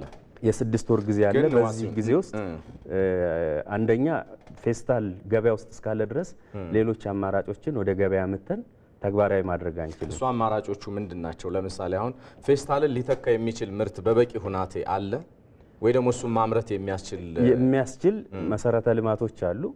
ለዛ የሚሆን ዝግጅት አድርጓል ተቋሙ ዝግጅት አድርጓል ስንል ባለፈው ዓመት ላይ የዚህ የፕላስቲክ ብክለትን መከላከል ሮድማፕ እና ስትራቴጂ አዘጋጅቷል። ስለዚህ የትኞቹ ተኪ ምርቶች ወደ ገበያ ቢገቡ የተሻለ አማራጭ አላቸው የሚለውን የለየበት ሁኔታ ነው ያለው። በተለይ ረጅም ጊዜ ልንጠቀማቸው የምንችላቸው በአካባቢ ላይ ሲጣሉ ወይንም ሲወድቁ አነስተኛ ተጽዕኖ ያላቸው ዝቅተኛ የሆነ የካርበን ፉትፕሪንት ያላቸውን ቁሶች ብንተካ የተሻለ አስተዋጽኦ አለው። ከዛ ባለፈ አቶ ዋሲሁን አብረን አያይዘን ማንሳት ያለብን እዚህ ጋር ይህ አዋጅ ተግባራዊ ለመሆን 6 ወር ይጠብቃል። ከዛ ግን ህብረተሰቡን ባህል ሊያደርገው የሚገባ ነገር ነው ከፌስታል ወጥቶና እሱን የህብረተሰቡን ግንዛቤ በማሳደግ ከዋጋ አኳያ ደግሞ እንደሚታወቀው የፕላስቲክ ምርቶች በጣም ዋጋቸው ርካሽ የሚባል ነው። ሌሎች ደግሞ በጨርቅና በሌሎች መንገድ የሚሰሩ ተኪ ምርቶች ላይ የዋጋ ተደራሽነት በቀላሉ ማግኘት እንዲቻል ከማድረግ አኳያ ምንድነው የታሰበው? ወደ ባህልም መውሰድ ስለሚያስፈልግ እሱንም አያይዘው እንዲያነሱት። እሺ፣ በዋናነት አንድ አንቀጽ ላይ ነው 6 ወር የሚጠብቀው እንጂ ሙሉ ለሙሉ አዋጁ ጸድቆ ከታተመበት ቀን ጀምሮ ተግባራዊ ይሆናል። የፌስታሏ ጉዳይ ብቻ ነች። ሌላው ዝርዝር ጉዳዮች በጣም ሰፊ የቆሻሻ አያያዝ ስርዓቶችን ስለሚዳስስ እነዛ ተግባራዊ የሚሆኑ ነው የሚሆነው። ለተነሳው ጥያቄ አጠቃላይ እነዚህን ተኪ ምርቶች ከገበያ ላይ እንዲቆዩ ወይንም ታይተዋል ስንል የትኞቹ የተሻለ በቀላሉ አክሰስ ማድረግ ይቻላል፣ እንደዚሁም ገበያ ላይ ሲገቡ ደግሞ በቀላሉ ሰው ሊገዛና ሊጠቀምባቸው ይችላል። ከዛም ባለፈ በምን መንገድ ከነባሩ ስርዓት ወጥተን ወደዚህ እንመጣለን የሚለውን ሰፊ ስራ እየተሰራ ያለበት ሁኔታ ነው ያለው። በፕላስቲክን የሚያመርቱ ብዙ ፋብሪካዎች እንዳሉ እንረዳለን። ለምሳሌ እነሱ ምርታቸውን ፕላስቲክን ሊተካ የሚችል ሌላ ቁስ እንዲያመርቱ በማድረግ በኩልስ ምናልባት ያው ሊኖራቸው የሚችል ንግግር ይኖራል ብዬ ስላሰብኩ ይሄን ጥያቄ ማነሳው። ፕላስቲክን ተክተው ያንን ማምረት የሚችሉበትን አቅም ለማሳደግ የመናበባችሁ በጋራ የመስራታችሁ ሁናቴ ምንድነው ይመስለው? እንግዲህ እዚህ ላይ ሰፊ ስራዎች ከዚህ በፊት ተሰርተዋል። በቀጣይ የተያዙ ጉዳዮች አሉ። አንደኛ ውይይት ማድረግ ያሉ ችግሮች ምንድናቸው፣ በዚህ ትራንዚሽን ውስጥ ምን አይነት የሚያነሷቸው ጥያቄዎች አሉ የሚለው ከተቋማቱን ለይተናል። ከነሱ ጋር ውይይት እናደርጋለን። እንግዲህ እገዳ የተጣለበት ፕላስቲክ ከረጢትን የሚያመርቱ ናቸው። ፕላስቲክ ምርት ሰፊ ነው። ሌላ ምርቶችን ፕላስቲክ አይተሞችን የሚያመርቱት ይቀጥላሉ። ግን እነዚህ አደገኛ ሆነው ወደ አካባቢ ሲጣሉ ጉዳት የሚያደርሱትን ፕላስቲክ ከረጢትን ነው። በተጨማሪ በቀጣይ እነዚህ ለአንድ ጊዜ አገልግሎት ውለው መልሰው ጥቅም ላይ የማይውሉ ዳግም ጥቅም ላይ የማይውሉ ወይንም መልሰው ወደት ስራ ላይ የማይውሉት ሙሉ ለሙሉ ከገበያ ስርዓቱ በሂደት የሚወጡበት እንዳልኩት ስትራቴጂያችን ላይ የተቀመጡ የትኞቹ ናቸው የሚለውን የተቀመጠበት ሁኔታ ነው ያለው። ስለዚህ ከነሱ ጋር ቀርበን አብረን እንሰራለን። ሌላው በልዩ ሁኔታ የሚፈቀዱ የፕላስቲክ ምርቶች አሉ፣ መጠቅለያዎች አሉ። ለመጠቅለያ የሚያገለግሉ ወደ ኪስ አምጥተው ነው ይሄኛው ወደ ከረጢት የሚመጣው እንጂ ሌሎች መጠቅለያዎች በልዩ ሁኔታ የሚፈቀድበት ሁኔታ አለ። ለአንድ ጊዜም አገልግሎት ብንጠቀማቸው ለተለያየ የሱቅ እቃዎች ማሸጊያ ለበርበሬም ለሽሮም። ይሄን ተከታታይ ጥያቄ ግን የምናነሳው ያው ይገባውታል ምንድነው 200-300 ዓመት ሳይበሰብሱ ምድር ላይ የሚቆዩ ፕላስቲኮች አሉ አይደለ? የተባበሩት መንግስታት ድርጅት የአየር ንብረት ለውጥ ከሚፈተንባቸው ጉዳዮች አንዱ ይሄ ስለሆነ ነው። ኢትዮጵያም ግሪን ሌጋሲን ወይ ግሪን ዲፕሎማሲን በዓለም አቀፍ መድረኮች ስታቀነቅን ከፕላስቲክ የጸዳ አካባቢንና ማህበረሰብን መፍጠር እውን ማድረግ ስላለባት ነው። እሱ ሊተካ የሚችሉ ነገሮች ግን ሊያነጋግሩን ተገቢነት ስላላቸው ነው። ይሄን ዝርዝር ጉዳዩን በደንብ ማሳወቅ ይፈልጋል ብለን እናስባለን። ብዙ ዝርዝር ጉዳዮች ስላሉት ግን አንድ ለመጨረሻ ጊዜ እንዲያነሱት የፈለኩት ጉዳይ የተኪ ምርቶችን አሁን ቀደም ሲል ባየነው ዘገባችን የሚያመርቱ አዳዲስ የስራ እድል የተፈጠረላቸው አሉ። ደግሞ እንደዚህ በፕላስቲክ ምርቶች ላይ ተሰማርተው የነበሩና ስራቸውን ሊያጡ የሚችሉ ሰዎችም ይኖራሉ እና እሱም በመፍታትም አኳያ አብሮ መስራት ስለሚፈልግ እሱ ላይ ምን አስባችኋል? እሱ ላይ እንግዲህ አሁን በቀጣይ የምናስተዋውቃቸው የትኞቹ ተኪዎች የተሻሉ ናቸው የሚለው ለይተን ወደ እናወጣቸዋለን። እዛ ላይ ደግሞ የግንዛቤ ስራ፣ የአቅም ግንባታ ስልጠና ስራ እንሰራለን። እንዳልኩት ይሄንን እያመረቱ ያሉና በዚህ ሂደት ውስጥ ጉዳት የሚደርስባቸው ካሉ ተቋሙ የሚችለውን ያህል ውይይት አድርጎ ተግባራዊ ማድረግ ከሚመለከታቸው ጋር ለምን ማህበራት አሏቸው ከማህበራቱ ጋር እንደዚሁም ከተቋሙ ጋር ውይይት አድርጎ ቅድም እንዳነሳው መፈታት ያለባቸው ወይንም እዛ ያሉትን ጋፖች ለይቶ ተግባራዊ የሚያደርግበት ወይንም ምርት የሚቀጥሉበትን ሁኔታ ወይንም ወደ ሌላ ምርት መግባት የሚችሉበትን ሁኔታ የምናይ ነው የሚሆነው። ግሩም ነው። ሰፊ ቆይታ ነው ያደረግነው። በኢትዮጵያ አካባቢ ጥበቃ ባለስልጣን የከተማ ቆሻሻ አያያዝና አወጋገድ ክትትል ዴስክ ኃላፊ ዋሲሁን አለሙ ለማብራሪያዎትም ለጊዜዎትም አብዝተን ነው የምናመሰግነው። እኛም እናመሰግናለን።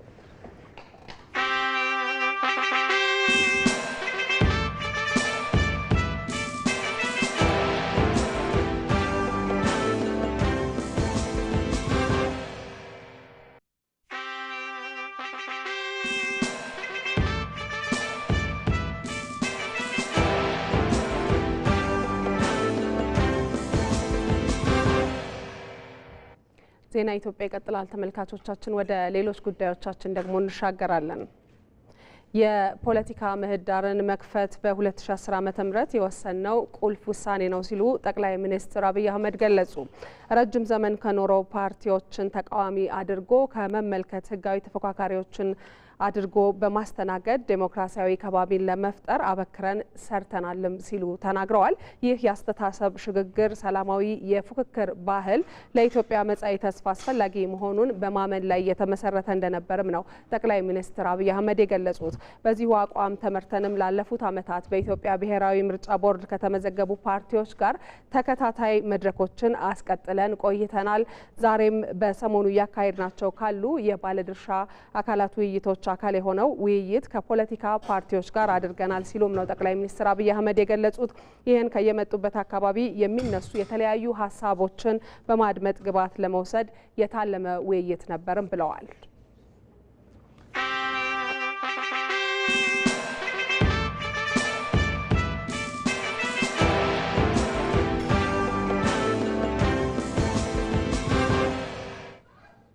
ተመልሰናል። የተወደዳችሁ በማለዳው የአዲስ ቀን የሀገር ጉዳይ አጀንዳ አድርገን የነበረውን ጉዳይ ደግሞ አሁን እናጋራችሁ። በጌዲዮ ዞን ዲላ ዙሪያ ወረዳ የአካባቢ ጥበቃ ስራ እየተከናወነ ይገኛል። በዚህ ስራም በአካባቢው የሚገኙ የቦሎጮ ተራራ የጥቅጥቅ ደንና ለምለም ደህንነት ተቀይሯል። ለዘንድሮው የአረንጓዴ አሻራ መርሃ ግብርም በአካባቢ ጥበቃ ስራ ሰፊ ዝግጅት እየተደረገ እንደሆነም ለማወቅ ተችሏል። በስፍራው የሚገኘው ዘጋቢያችን ተስፋዬ ለሜሳ ተከታዩን አድርሶናል። አሁን የምገኘው በጌዲዮ ዞን ዲላ ዙሪያ ወረዳ ልዩ ስሙ ቦሎጮ ተራራ በሚባል አካባቢ ነው። ይህ አካባቢ ከተራራነት ባለፈ ጥቅጥቅ ደን ያለበት አካባቢ ነው። በተለይ ደግሞ ልዩ የሚያደርገው ደኑ በማህበረሰቡ የሚጠበቅና እንክብካቤ የሚደረግለት ነው። ታዲያ በአረንጓዴ አሻራ መርሃ ግብርም ጭምር ማህበረሰቡ የተለያዩ ሀገር በቀል ችግኞችን እየተከለ አካባቢውን በመጠበቅ ላይ ይገኛል። ያነጋገርናቸው የአካባቢው ማህበረሰቦች እንደገለጹልን ከሆነ ደንን መጠበቅ ለዘመናት የቆየ ባህላዊ እሴት ነው። በመሆኑም አንድም ዛፍ መቁረጥም ሆነ ደን ውስጥ መግባት በፍጹም አይፈቀድም። ዘበኛ የለውም። ህዝብ ራሱ ዘበኛው ነው። ህዝብ ራሱ የአካባቢ ህዝብ የተከበረ ነው። ልጅ የማይገባበት ነው። ከ50 ዕድሜ በታች ያለ ሰው ከወገብ በላይ ቅድም የገባንበት ማንም የማልፍ ሰው የለም። ዕድሜ የጨረሰ ሰው ነው የሚገባ። እስከ ዛሬ ድረስ በዛ ነው የተጠበቀው። ተተሻነ ትንኮባ ልሞጣያና ነው ኢለም እዳረን ነው አባቶቻችን ያስተማሩ በብዙ ያስተማሩ የደን የማይነካ ደን እንደሆነ ጥበቃ የሌለው ደን እንደሆነ እየተጠበቀ ያለበትም ደግሞ በባህል አባቶች እንደሆነ እንፈራለን። ወጣቱ በጣም አይነካም። ከዚህ ከአረንጓዴ አሻራ ጋርም ተያይዞ የኛም ኃላፊነት ከፍ ያለ ነው። የወደቁና ያረጁ ዛፎች ሲኖሩ ደግሞ በአረንጓዴ አሻራ መርሃ ግብር አማካኝነት በተለያዩ ሀገር በቀል ችግኞች ይተካሉ። ሁሉም አካባቢ በተለይ አንድ ተራራ ልማት የምንለው የአረንጓዴ አሻራ ልማት የምንለው ሁሉም አካባቢ በሁሉም ባለ ነው። 14 ቀበሌ አለን እንደ ወረዳችን። በሁሉም አካባቢ ክፍት ቦታዎች ተለይተው መልማት እንዳለበት፣ በችግኝ መልማት እንዳለበት፣ በፍራፍሬ ልማት መልማት እንዳለበት፣ አየሩን ራሱ የመጠበቁ የዚህ የደኑ የመኖር እንደሆነ ምናልባት ኦክሲጅን በትክክሉ የምናገኝበት እንደገና ደግሞ ዝናብ ሳይቆራረጥ እያገኘን ያለነው ደኑ በመጠበቅ ላይ እንደሆነ አርሶ አደሩ ግንዛቤ ያለው አባቶቻችን ደን ህይወቱ ስለሆነ የመሬት አቀማመጡን በዚህ ልክ ቶፖግራፊው ስሎፒ ስለሆነ የግድ ሊኖር ደን መትከል አለበት። አሁን ደግሞ የበለጠ እንዲጠብቅም ደግሞ ለወጣቱም ጭምር ለማህበረሰቡም ጭምር ከፍተኛ ትምህርት እየሰጠን ያለንበት ሁኔታ አለ። የጌዲዮ ዞን የደንና አካባቢ ጥበቃ መምሪያም በዘንድሮ የአረንጓዴ አሻራ መርሃ ግብር እስከ 4 ሚሊዮን የሚጠጉ ችግኞችን ለመትከል ማቀዱን አስታውቋል።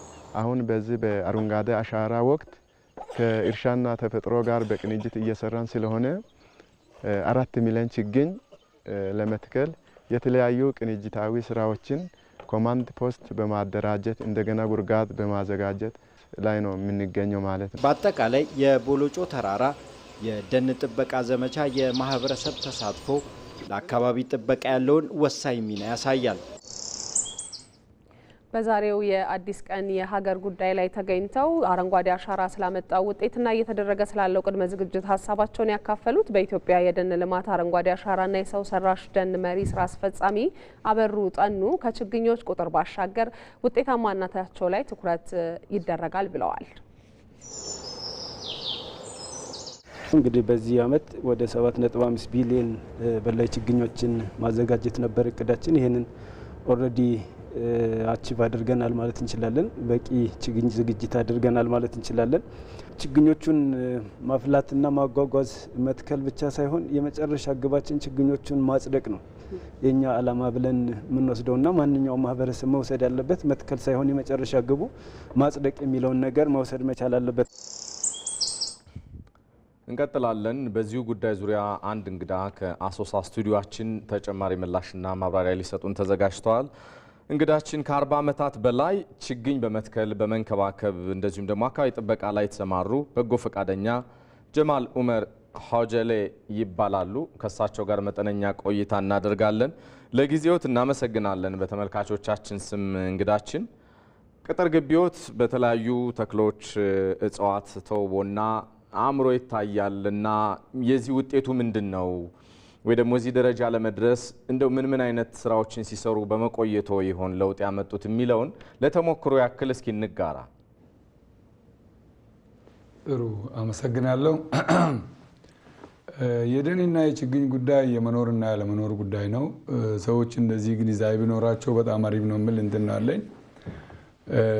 እኔ ምናልባት ከመጀመሪያ ከቤተሰብ ጀምሮ ነው። ቤተሰቤ አባቴም ቢሆኑ ደኖችና የተለያዩ ፍራፍሬዎችን መትከል ይወዳሉ። ከዛ በልጅነት በዛ ስላደግኩ የዛ ፍቅር አድሮብኝ ነው መጣው እና ስለዚህ እያንዳንዱ ሰው ልጆቹን እንዴት አድርጎ እጽዋቶችን ማንከባከብና መትከል እንደዚሁ ደግሞ ፍቅሩ እንዲኖረው ክትትል ቢያደርጉና ቢያለማምዱ በጣም ቆንጆ ነው። ወደ የራሴ ሲመጣ ደን መትከል የጀመርኩት እና እንትን ያልኩት ቅድም እንደተባለው ከ40 ዓመት እድሜ ሙሉ እዛ አሳልፌያለሁ ማለት እችላለሁ። የተለያዩ ደኖችን በተለይ ደግሞ የኢኮኖሚ ጠቀሜታ ያላቸው ማንጎ፣ ሙዝ፣ ብርቱካን፣ ሎሚ፣ አቮካዶ እና ሌሎች እነዚህ ኢኮኖሚ ጠቀሜታ ያላቸው ዱዋል ፐርፐስ ወይ ደግሞ ለአካባቢ ጥበቃም በጣም ጥሩ ናቸው። ከዛም አግሮፎረስተሪ ናቸው ብላ ከዛም አልፎ ተርፎ ደግሞ ለኢኮኖሚካሊ ለራሴም ቢሆን ለአካባቢው ምክንያቱም እኔ ከራሴ ኮንሰምፕሽን አልፎ ለህብረተሰቡም ስለማቀርበው ህብረተሰቡን በጣም ይጠቀመዋል ማለት ነው። ስለዚህ መትከል መስራት በጣም ያስከብራል። በጋራ ለጋራ ስለሆነ እኔ የሚሰራው በጋራ ለጋራ ነው። ሌሎች የሚሰሩም እንደዛ ስለሆነ ማህበረሰቡ ብዙ በዚህ ጉዳይ ላይ የነቃ ተሳትፎ እያደረገ ነው ያለው። በአሁኑ ሰዓት እንደኛ ያሉ የተከልንና የተጠቀምነውን እያየ ጎረቤትም ሌሎችም ግቢያቸውም ሆነ የያዙትን የእርሻ መሬቶች ላይ በጥሩ ሁኔታ በእኛ ክልል እየተተከለና እየተተገበረ ነው የሚገኘው። ስለዚህ ደን ብዙ ወንድሞቼ ቅድም ተናግሮታል። እጽዋቶችና የደን ጉዳይ የመኖርና ያለመኖር ጉዳይ ነው። ከኦክሲጂን ጀምሮ ዝናቡም ሆነ ወፍራም አፈር መኖር የሚችለው ደኖች ሲኖሩ ነው። ዝናቦች መኖር የሚችሉ ደኖች ሲኖሩ ነው። እጽዋቶች ሲኖሩ ነው። ወንዞች ከወንዝ ውስጥ ራሱ የሚፈልቁና መኖር የሚችሉት ደኖችና እጽዋቶች ሲኖሩ ነው። ስለዚህ ሁሉም ሰው በዚህ ጉዳይ ላይ ቢሳተፍ ጥሩ ተጠቃሚ ይሆናል፣ አገርም ይጠቅማል፣ አየር ንብረት መዛባትም እንዳይከሰት ከፍተኛ ሚና ይጫወታል ለማለት ፈልጌ ነው። እኔ አሁን በራሴ አቶ ኡመር እርስዎ ከዚህ ይህንን አራያነት ያለውን የእርስዎን ተግባር ሌሎች ሰዎችም እንዲከተሉና የእርስዎን እግር ተከትለው ዛፎችን እንዲተክሉ የተለያዩ ጥቅሞችንም እንዲያገኙ ምን እየሰሩ ነው? እርስዎ ደግሞ በግሎት ያገኙት ጥቅም ምንድን ነው ከዚህ ልምዶ? ጥሩ ነው። በግሌ ያገኘሁት ጥቅም ብዙ ጊዜ ከነዚህ ጋር በመቆየቴ ኑሮዬም ሙሉ በሙሉ በዛ የተሰማርቼ የኖርኩ ነው ያለው። ይመስገን ፎቆችና ሌሎች ሚሊዮኖች ቢሊዮኖች ገንዘብ ባይኖረኝም ጥሩ እኖራለሁ፣ ልጆቼን አስተምራለሁ፣ ጥሩ ገቢ ምንጭ አገኝበታለሁ። ጥሩ ኑሮ የኖርኩበት ነው ያለውና ሰው ሁሉ ቢሰራ ቆንጆ ነው ነው የምለው። ለአካባቢው ማህበረሰብ ምናልባት ሊፈጥር የሚችለውን ተጽዕኖ ያጋሩን ይሆናል። ለምሳሌ እርስዎን አይተው በአካባቢ የሚኖሩ ጎረቤቶ ምን ስራ ሰሩ? ምን ተጽዕኖ አሳደሩባቸው? በጣም ጥሩ። እኔን አይቶ ሁሉም ሰው ለምሳሌ እኔ ከተማ ዙሪያ መሬት አለኝ ከደርግ ዘመነ መንግስት ጀምሬ እዛ ላይ የተለያዩ ፍሩቶችን በመስራት ከዛ ገቢ በማግኘት ያን ሁሉ እያዩ ብዙ ሰዎችም እኔን አርአያ ተከትሎ ቦታቸው ላይ ግቢያቸው ላይ የተለያዩ አትክልትና ፍራፍሬዎችንም መትከልና ማልማት የጀመሩበት ሁኔታ ነው። ከዛ በዘለለ ደግሞ እኔ እንዳውም ብዙ ውድድር አድርጎ ለክልሉም ለሀገር አቀፍም በአካባቢ ጥበቃ ጀግንነት በመታጨቴና በመሸለሜ ብዙ ሰዎች እኔን አርአያ መከተል ችሏል የሚል እንትን አለኝ። ከነዚህ ከተለያዩ አትክልት ፍራፍሬዎች ውጪ ዘርፈ ብዙ ጠቀሜታ ያላቸው ዛፎች በየአይነት አሉኝ። እኔ ብዙ አይነት ማለት ነው። በባህላዊኛ አካባቢ ለመድኃኒትነትና ለምግብነት የሚጠቅሙ ብዙ አይነቶችንም አልምቼ እየጠበቅኩና እያቆየሁ ነው ያለሁት።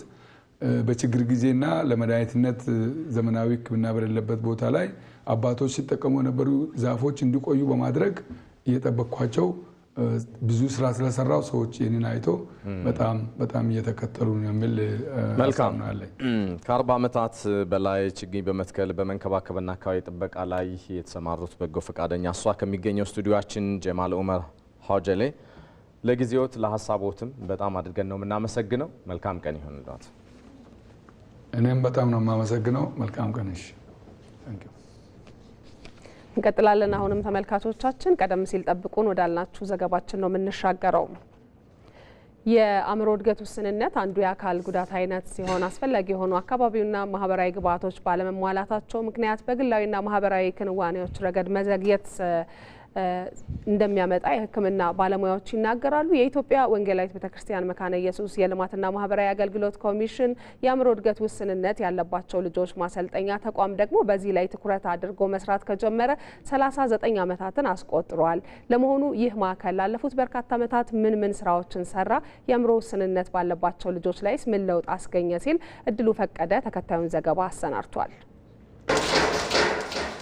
እነዚህ ልጆች የኢትዮጵያ ወንጌላዊት ቤተክርስቲያን መካነ ኢየሱስ የልማትና ማህበራዊ አገልግሎት ኮሚሽን የአእምሮ እድገት ውስንነት ያለባቸው ልጆች ማሰልጠኛ ተቋም ውስጥ ያሉ ሰልጣኞች ናቸው። የአእምሮ እድገት ውስንነት አንዱ የአካል ጉዳት አይነት ሲሆን ለእድገት አስፈላጊ የሆኑ አካባቢያዊና ማህበራዊ ግብዓቶች ባለመሟላታቸው ምክንያት በግላዊና ማህበራዊ ክንዋኔዎች ረገድ መዘግየት መሆኑን የዘርፉ ሕክምና ባለሙያዎች ይናገራሉ። ይሁንና አስፈላጊው ድጋፍ ከተሟላ የአእምሮ እድገት ውስንነት ሊሻሻል የሚችል መሆኑን አያይዘው ይጠቁማሉ። እኛም በዚሁ ማዕከል የተመለከትነው ይህንኑ ነው። አቶ አስፋው ሰሙ የማዕከሉ አስተባባሪ ሲሆኑ ስለ ማዕከሉና ስለ ልጆቹ ይናገራሉ።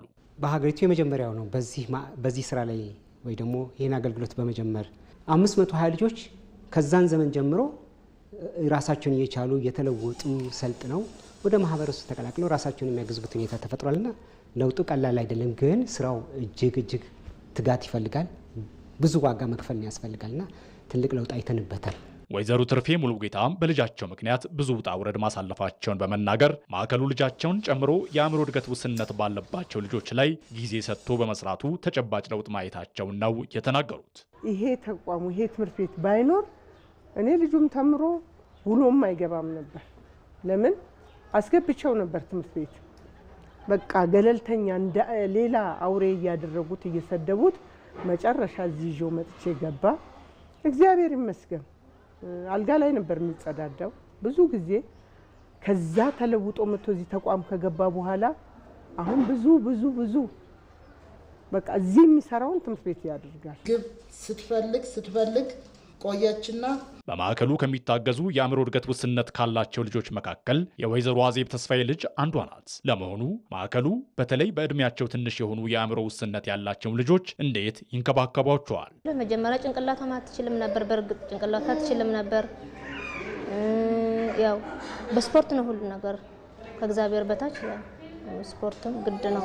ስፖርት ካልሰሩ በቃ ድርቅርቅ እንደሚሉ ምንም መንቀሳቀስ ይቅርና በቃ ሁሉ ነገራቸው እንደሚደራረግ በደንብ ስልጠና ሰጡን። በአመት በቃ ሰልጥናል። አዲስ ሰዎችን እያሉ እሱን በደንብ ሰልጥነናል። በቃ ብዙ ጥቅም ነው የምናገኘው። በዚህ በጎ ስራ 39 ዓመታትን ያስቆጠረው ማዕከሉ በርካታ እገዛ እንደሚያስፈልገው የማዕከሉ የትምህርት የህፃናትና የወጣቶች ፕሮግራም አስተዳዳሪ ሙሉ ሰው ነጋ ጥሪያቸውን ያስተላልፋሉ።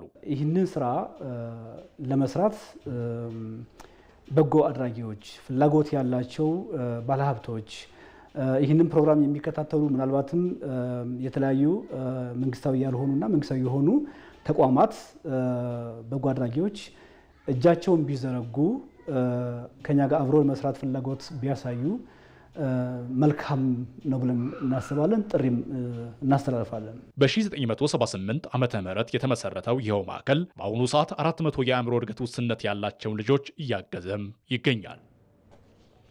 ይህ ዜና በቀጥታ እየተላለፈላችሁ የሚገኘው እዚህ አዲስ አበባ ከሚገኘው የኢቢሲ ዋናው ስቱዲዮ ነው። ከውጭ የመራረጥናቸውን ጉዳዮች እናጋራችሁ።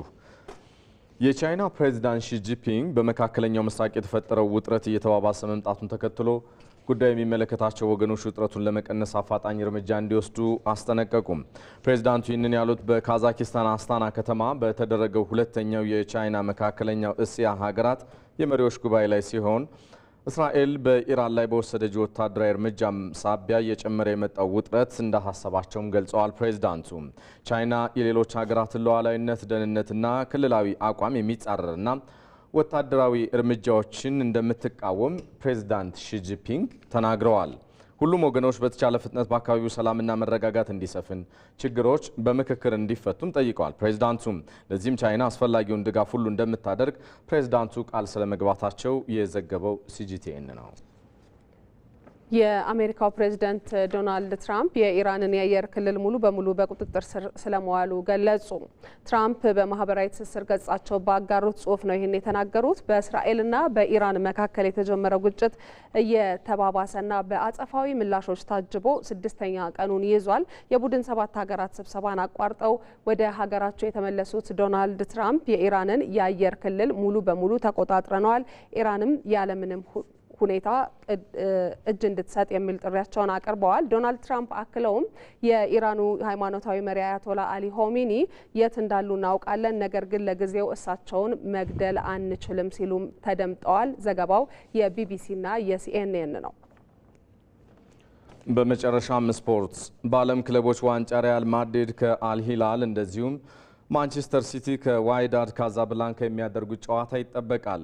የጣሊያኑ ተወካይ ዩቬንቱስ ደግሞ ከአልኤን ጋር እንደሚጫወት ይጠበቃል። ዮሴፍ ሹምዬ ዝርዝሩን ይዟል። ፊፋ እንደጠበቀው ያልሆነለት የላሊጋው ፕሬዝዳንት ሃቬር ቴባስን ጨምሮ ብዙዎች ዋጋ ቢስ ነውና ሊቆም ይገባዋል እያሉት የሚገኘው የዓለም ክለቦች ዋንጫ ዛሬ የምድብ 7ና 8 ጨዋታዎችን ያስተናግዳል። ከሚደረጉት 4 ጨዋታዎች መካከል ደግሞ ምሽት 1 ሰዓት ላይ የሚከናወኑ የማንቸስተር ሲቲና ዋይዳድ ካዛብላንካ ፍልሚያ ቀዳሚው ነው። በዝውውር መስኮቱ ውጤታማ ተጫዋቾችን ያስፈረመው ማንቸስተር ሲቲ በቀጣዩ የውድድር ዓመት ምን መልክ ሊኖረው እንደሚችል ፍንጭ የሚሰጥበት ጨዋታ እንደሚሆንም ይጠበቃል። ቲጃኒ ራይንደርስ፣ ራያን አቴኖሪና ራያን ቸርኪን ያስፈረሙት ውሃ ሰማያዎቹ ጃክ ግሪሊሽን በስብስባቸው ሳያካትቱ ኬቨን ዲ ብሮይናንም ወደ ናፖሊ ከሸኙ በኋላ የሚያደርጉት ጨዋታም ይሆናል። ከቁልፍ ተጫዋቾች ዝውውር በተጨማሪ የቀድሞውን የሊቨርፑል ምክትል አሰልጣኝ ፔፕ ሊንደርስን ያመጡት ፔፕ ጋርዲዮላ ያለፈው ዓመት ፈታኝ ጊዜ እንዳይደገም ቡድናቸውን የሚያዘጋጁበት ውድድርም ይሆናል። የቀድሞ የካፍ ሻምፒዮንስ ሊግ አሸናፊ ዋይዳድ ካዛብላንካ ደግሞ በተጠናቀቀው የውድድር ዓመት በሞሮኮ ሊግ 3ኛ ደረጃን ይዞ ነው ያጠናቀቀው። በምሽቱ ጨዋታም የ38 ዓመቱ የቀድሞው የዋትፎርድ አጥቂ ኖርዳን አምራባትና ለፒኤስቪ የተጫወተው መሐመድ ራይሂ ጠንካራው ማንቸስተር ሲቲ ላይ ግብ ለማስቆጠር ወደ ሜዳ ይገባሉ። በዚሁ በምድብ 7 የሚገኘው ዩቬንቱስ ደግሞ ሌሊት 10 ሰዓት ላይ ከአሌን ጋር ይጫወታል። የተባበሩት አረብ ኤሚሬት ተወካይ የሆነው አሌን የ2018ቱን አስደናቂ ጉዞውን እያሰበ የሚያደርገው ውድድርም ነው። ያኔ 7 ክለቦች ይሳተፉበት በነበረው የዓለም ክለቦች ዋንጫ ዌሊንግተን ኤስፔራንስና ሪቨር ፕሌትን ጥሎ በማለፍ ፍጻሜው ላይ ተገኝቶ ነበር። በፍጻሜው በሪያል ማድሪድ ቢሸነፍም ያደረገው አስደናቂ ጉዞ እስካሁን በደጋፊዎቹ የሚረሳም አይደለም። በእርግጥ ዘንድሮ ያንን ታሪክ ለመድገም አንዳች ተአምር ያስፈልጋቸዋል። ዩቬንቱስ በአንጻሩ በዓለም ክለቦች ዋንጫ ሲሳተፍ ይህ የመጀመሪያው ነው። በጊዜው አሰልጣኙ ኢጎር ቱዶር እየተመራ የሚገኘው ዩቬንቱስ ለዋና አሰልጣኝነት ቦታው ቀዳሚ ምርጫዎቹ የነበሩት አንቶኒዮ ኮንቴና ዣን ፒየሮ ጋስፔሪንን መቅጠር አልቻለም። ቋሚ ቅጥር ለማግኘት እየሰሩ የሚገኙት ኢጎር ቱዶርም አልኤንና ዩቬንቱስ በታሪካቸው ለመጀመሪያ ጊዜ የሚያደርጉትን ጨዋታ ይመራሉ። በምድብ 8 ደግሞ ሪያል ማድሪድ ከሳውዲ አረቢያው አልሂላል ጋር ይጫወታል። ምሽት 4 ሰዓት የሚደረገው መርሃ ግብር ሁለቱን ክለቦች በታሪክ ለመጀመሪያ ጊዜ የሚያገናኝም ይሆናል። ሪያል ማድሪድም አልሂላልም በአዳዲስ አሰልጣኞች እየተመሩ የሚያደርጉት ጨዋታም ነው። ከካርሎ አንቸሎቲ ጋር የተለያየው ሪያል ማድሪድ ዣቪ አሎንሶን፣ አልሂላል ደግሞ ሲሞኔ ኢንዛጊን መቅጠራቸውም ይታወሳል። ለሎስ ብላንኮቹ አዳዲስ ፈራሚዎቹ ትሬንት አሌክሳንደር አርኖልድ እና ዲን ሆይሰን የመጀመሪያ ጨዋታቸውን እንደሚያደርጉም ይጠበቃል። የአልሂላሉ አጥቂ አሌክሳንደር ሚትሮቪች በአንጻሩ በጉዳት ምክንያት የክለቡን የመጨረሻ ልምምድ አላከናወነም። በዚሁ ምድብ ፓቹካ ከሬድ ቡል ሳልዝበርግ ሌሊት 7 ሰዓት ላይ ይጫወታሉ። የተወደዳችሁ ተመልካቾቻችን ከእኩለ ቀን 6 ሰዓት አንስቶ በተለያዩ ጉዳዮች ከእናንተ ጋር ቆይታ ያደረገው ዜና ኢትዮጵያ በተከታተላችሁት መልኩ ተጠናቀቀ። ማለት ታደለ፣ እኔ ሰለሞን ኃይለ ኢየሱስ፣ ፋሲካ እያሌው ዋና አዘጋጇ፣ ዳይሬክተራችን ግዳይ፣ የካሜራ ባለሙያዎች፣ የስርጭት ተቆጣጣሪ መሐንዲሶቻችን አብረውን ነበሩ። በስርጭቱ በጥራት ወደ እናንተ እንድንደርስ ኢቢሲ ምርጫችሁ ሆኖ ስለዘለቀ ስለሚቆይ አብዝተን ነው የምናመሰግነው። ሰላም ዋሉ።